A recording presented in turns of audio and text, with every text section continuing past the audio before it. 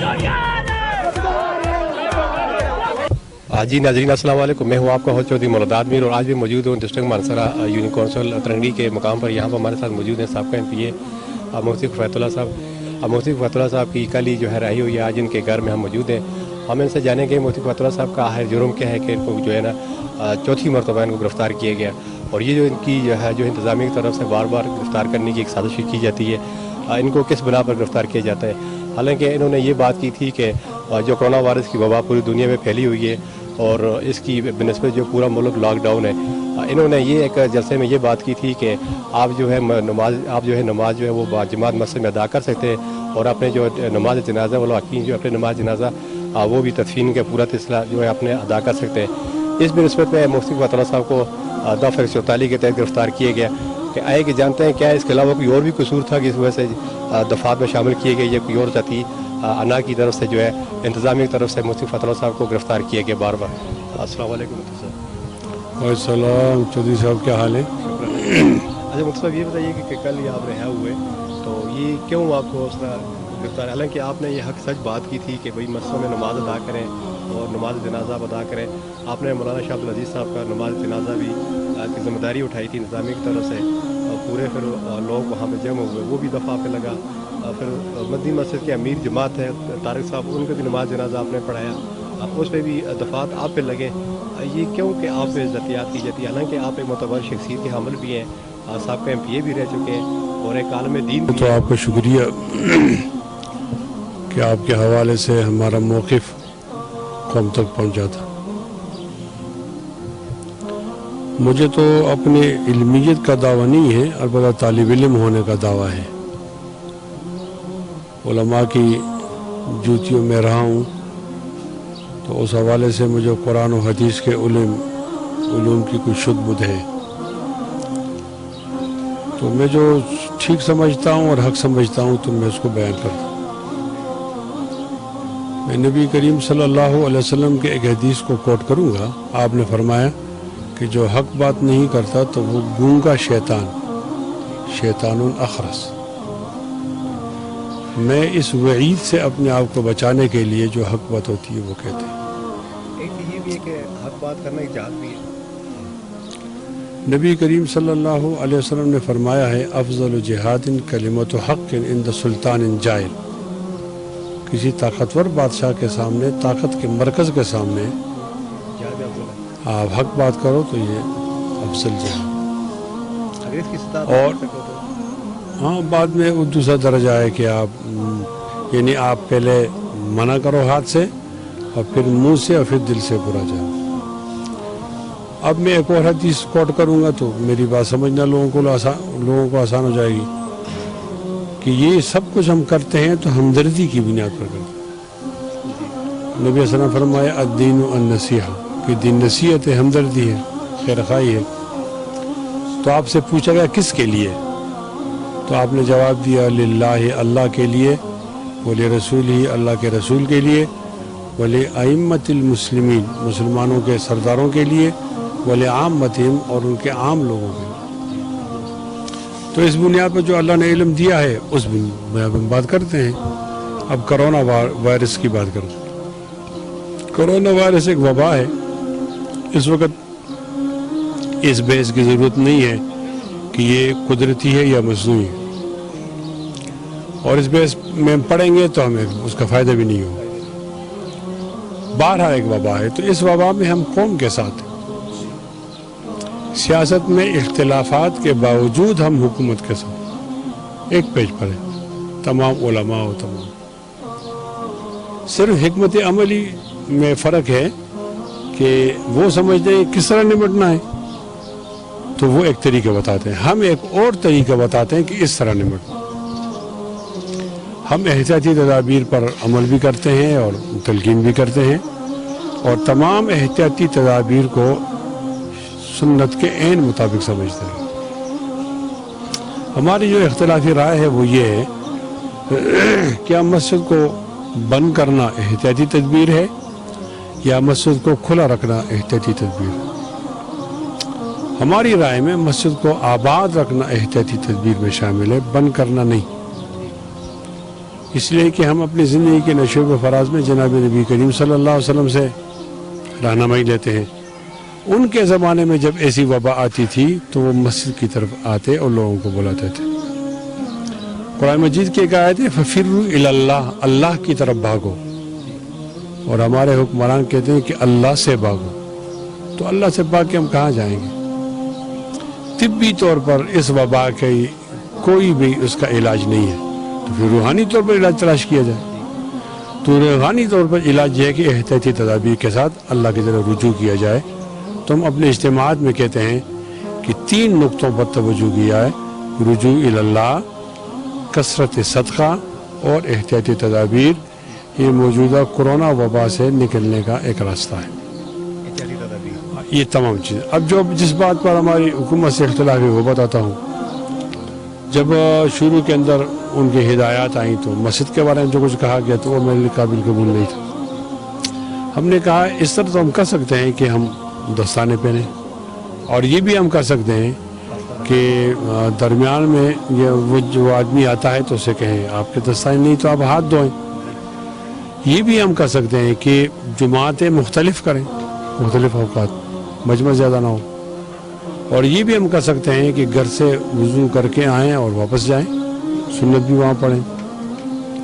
ان تمام احتیاطی تدابیر. اور یہ بھی کہہ سکتا ہوں، بلکہ یہ ایک بہت بڑی بات میں آپ کے اس چینل کے حوالے سے بتا رہا ہوں کہ میں نے یہ اعلان کیا کہ میں یہ بتاؤں گا کہ جو آدمی ہاتھ نہیں دھوتا یا دستانے نہیں پہنتا وہ مسجد کو نہ آئے. بڑی عمر کے لوگ نہ آئیں، کھانسی والے نہ آئیں، جن کی سانس رکتی ہے وہ نہ آئیں، وہ لوگ جن کو زکام ہے وہ نہ آئیں. انہیں تمام چیزیں ہیں. لیکن مسجد بند اور مسجد پابند یہ ہم نہیں مانتے. ایک بات اس پر ہماری اختلاف رائے ہو. دوسرے اختلاف رائے یہ کہ کرونا کا مریض اللہ تعالیٰ اس کو صحت دے، لیکن اگر وہ فوت ہو جاتا ہے تو اس کا جنازہ کس طرح پڑھا جائے؟ تو ایک شریعت کا بتایا ہوا سدھایا ہوا طریقہ ہے اور ایک ان کرونا کے لوگوں کا بتایا ہوا طریقہ ہے. تو یہ کہتے ہیں کہ آپ اس کو ہاتھ نہیں لگاؤ، اس کا جنازہ نہیں پڑھو. 5 لوگ پڑھیں گے وہ 6 فٹ کے فاصلے پر پڑھیں گے. اور ساتھ یہ کہتے ہیں کہ ٹی ایم اے کے چوڑے آ کر اس کو دفنائیں گے اور اسلامی طریقے سے اس کو نہیں دفنایا جائے گا. ہم اس سے اختلاف کرتے ہیں. ہمارے اختلاف کی دلیل یہ ہے کہ WHO ورلڈ ہیلتھ آرگنائزیشن اس کا یہ اعلامیہ ہے کہ فوت ہو جانے کے بعد وائرس بیٹھا رہتا ہے، دب جاتا ہے یا مر جاتا ہے، منتقل نہیں ہوتا. جب ختم ہوتا ہے اس کے بعد پھر آپ اس کو پیپ سے دھوتے ہو، اس کو آپ غسل کے دو، پھر آپ اسپرے کرتے ہو، پھر 8 دفعہ آپ پلاسٹک میں اس کو لپیٹتے ہو، پھر آپ کفن ڈالتے ہو، اس کے بعد تابوت ہوتا. تو اب ان تمام احتیاط کے باوجود تابوت کے ساتھ تو وائرس نہیں ہے نا. وائرس تو اس آدمی کے جسم میں ہے جو مر گیا ہے، اندر ہے. یہ ناقص عقل ہوگی. اب جب آپ یہ کہتے ہو تو لوگوں کو آپ ڈراتے ہو. ایک آدمی کی خواہش ہوتی ہے کہ اس کا جنازہ یا کسی قریب کا جنازہ بہت عزت کے ساتھ ہو جائے، بہت بڑی خواہش ہوتی ہے. آپ صرف مصنوعی خوف پیدا کرنے کے لیے ایسا کرتے ہو، ہم یہ نہیں مانیں گے. اور میں نے اعلان کر رکھا تھا کہ کرونا کے مریض کو اللہ تعالیٰ صحت دے، تاہم اگر وہ فوت ہوگا تو ہم جنازہ پڑھیں گے. تو ہم نے 1-2 جنازے اس طرح پڑھے ہیں. اس پر حکومت کو سمجھ نہیں آئی. انہوں نے بھی ایسے دفعے بنائے ہیں کہ وہ ان کو نہیں بنانے چاہیے تھے. ایک دفعہ ہے جو میں سمجھتا ہوں کہ وہ دفعہ جب پیدا ہوا ہے تو کسی پہ نہیں لگا، صرف مجھ پہ لگا ہے. وہ اس کا کیا نمبر ہے، 33 ہے کیا، NDMA national disaster management authority کا جو بل ہے وہ ایکٹ انہوں نے مجھ پر گیا. اور مجھے نہیں 188 اور چیز ہے. یہ مینجمنٹ ہے، یہ نیشنل ڈیزاسٹر مینجمنٹ اتھارٹی ہے، ان کا بل ہے. اور وہ پورے پاکستان میں، میری اطلاع غلط بھی ہو سکتی ہے، کسی اور پہ نہیں لگا، مجھ پہ لگا ہے. تو یہ مجھے ایک اعزاز حاصل ہے کہ میں اب شریعت کی نمائندگی کرتا ہوں اور مجھ پر وہ دفعے بناتے ہیں. تو وہ شوق سے بنائیں. ہمارا پیغام یہ ہے کہ ہم شاعر اسلامی کا تحفظ کرتے تھے، کریں گے، کرتے رہیں گے، اور ہم گرفتاری سے نہیں ڈریں گے. وہ کہتے ہیں نا، ادھر ستم کر ہنر آزمائیں، تو تیر آزما ہم جگر آزمائیں. ہمارا کام ہے حق کہنا اور بولنا، ان کا کام ہے مقدمے بنانا. وہ اپنا کام کرے, ہم اپنا کام کرتے رہے. آخر میں ایک چیز یہ کہا جاتا ہے کہ نظام, حالانکہ آپ کی ساری ابتدائی تدابیر جو ہے وہ مشاورت جو وہ بہترین اچھی ہے ابتدائی تدابیر, لیکن وہ یہ کہتے ہیں کہ آپ کا تقریر کرنے کا جو انداز ہے اشتعال انگیز ہے, عوام کو اشتعال پیدا کرنا, ابھارنا عوام کو, اس کی بنسبت آپ کے وہ دفعات لگائیں گے. نہیں, اشتعال انگیز نہ کہیں, ان کو الفاظ کے چناؤ میں احتیاط کریں. آپ یہ کہہ سکتے ہو کہ آپ کی آواز مؤثر ہے, یہ ٹھیک ہے, مؤثر ہے, اثر کرتی ہے, تو اچھی بات ہے نا. اشتعال انگیزی کا یہ معنی ہوتا کہ میں کہتا کہ جاؤ اس ڈی پی او کے کپڑے اتارو, یہ بہت بیوقوف آدمی ہے, جاؤ عمران کو تختے سے, یہ میں تو سے نہیں کہتا. میں جو جانتا ہوں وہ بتاتا ہوں, وہ اللہ تعالیٰ کا دین ہوتا ہے. میں آپ کو ایک شعر سناتا ہوں, آپ کی وجہ سے شعر یاد آ گئے بہت عرصے کے بعد. ہمارے ذہن پہ چھائے نہیں ہے حرص کے سائے, جو ہم محسوس کرتے ہیں وہی تقریر کرتے ہیں. لہٰذا نہ ہم ڈرتے ہیں اور نہ ہمیں خوف دیا, کمپرومائز آپ کو یہ ہوتا یہ چیز نہیں, نہ ہمیں خوف دلایا جائے اور نہ ہمیں لالچ دی جائے. ہم دین پہ کھڑے ہیں, اس میدان میں آپ کو پیچھے ہٹنا ہوگا, ہمیں پیچھے نہیں ہٹنا ہوگا.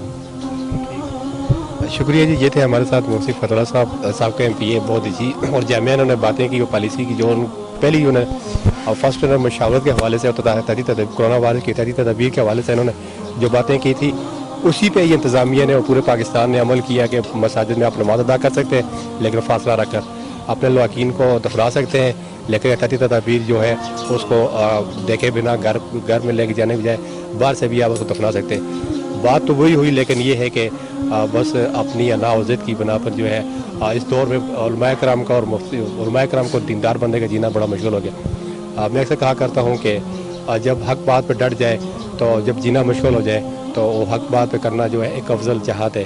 تو انشاءاللہ ہم امید کرتے ہیں کہ یہ ہم جو مفتی فتح اللہ صاحب کی جو فیصلہ ہے ہم عوام کی عدالت میں چھوڑتے ہیں, آئیے کہ عوام اس کو کس بنسبت دیکھتی ہیں کہ مفتی فتح اللہ صاحب صحیح ہیں یا منصرہ کی انتظامیہ صحیح ہیں.